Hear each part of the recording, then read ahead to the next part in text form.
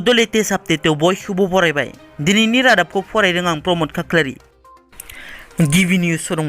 गुवाहाटीनि रेहाबारि ओनसोलाव गिख्रंथाव अर खामनायजों सा 7 सुबुंजों लोगोसे 2 उन्दै गथ'फोरा जखम जायो।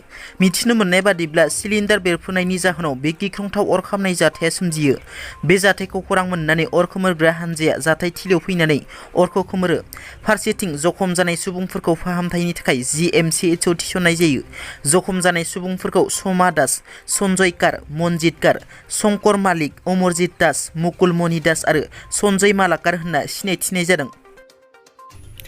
बावैसो सान सिगां गिबि मन्थ्रि डक्टर हिमन्त बिश्व शर्मा बिथाङा ट्राइबेल बेल्ट एन्ड ब्लक दानायनि सिगां जुदि गुबुन हारिनि सुबुंफोरा ट्राइबेल बेल्ट एन्ड ब्लकआव थादोंमोनब्ला बिथांमोनाबो हानि मोनथायखौ मोनगोन होनना बिबुंथि लाखिदोंमोन।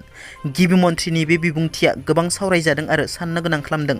2003 मायथाइ थामहिनबा BTC सुक्तिनि सिगाङाव जायफोरा ट्राइबेल बेल्ट एन्ड ब्लकआव थाफैदों बिथांमोननो हानि मोनथाय होगोन बुंनाय बाथ्राया रोखा नङा होनना मावफुं सोद्रोमा रन्जित बसुमतारी बिथाङा बुंथियो। ट्राइबेल बेल्ट एन्ड ब्लकनि आयेन बायदियैनो हानि मोनथायखौ होगोन।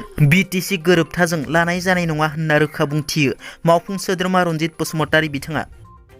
बलिउडनि मुंदांखा फावखुंगुर रणबीर सिंहनि फट'शुटखौ लानानै ससियेल मिडियायाव गोबां सावरायदों। फावखुंगुर रणबीर सिंहआ इन्टारनेशनेल मेगाजिननि थाखाय लंथं फट'शुट खालामदों। बे लंथं फट'शुटआ ससियेल मिडियायाव गोसारनायनि उनाव गोबां सुबुंफोरा बायदिसिना सावरायगासिनो आरो गोबाङानो सोंखारिदों। लोगोसे गोबां मेम्सबो बानायजागासिनो। बे लंथं फट'खौ लानानै ट्रल खालामनायनि सायाव रणबीर सिंहआ इन्टारभिउनि गेजेरजों सोंखारिग्राफोरखौ गोख्रों रावजों फिननाय होयो। आथिखालनि ससियेल मिडियानि मुगायाव ससियेल मिडियाखौ एसे मोजाङै बाहायनाया मोजां। मानोना ससियेल मिडियायाव मोजां गाज्रि मोननैबो 1 सेकेन्डनि गेजेराव गोबां गोसारो। थिग बेबादिनो चिरां जिल्लानि BJPनि दैदेनगिरिनि मोनसे अजद खालामथाव फट'आ दासान्दि भाइरेल जादों। बे फट' नुनाय बादिब्ला चिरां जिल्ला BJPनि आफादगिरि रिन्तु कुमार दास आरो लेङाइ आफादगिरिनि मोनसे अजद खालामथाव सावगारिया ससियेल मिडियायाव भाइरेल जादों। बे सावगारिया गोसारनायनि उनाव राजखान्थि हान्जाफोरनि गेजेराव सावरायनाय सोलिदों। नाथाय BJPनि आफादगिरि रिन्तु कुमार दासआ बे सावगारिखौ एडिट आरो जेबो ओंथि गैया होनना फोरमायो। आरो जाय बे सावगारिखौ गोसारहोदों बिसोरनि मुंखौ मुंख'नानै बेनि सायाव बिजनि थानायाव गसर थिसनबाय आरो जायफोरा बे हाबाखौ मावदों बिथांमोनखौ थाबैनो आयेन बादियै साजा होनो पुलिसखौ खावलायो। उदालगुरि जिल्लानि डिमाकुसियाव गंसे बर' नखरनिफ्राय सिखावफोरा गंनै स्कुटि खावनानै लांदों।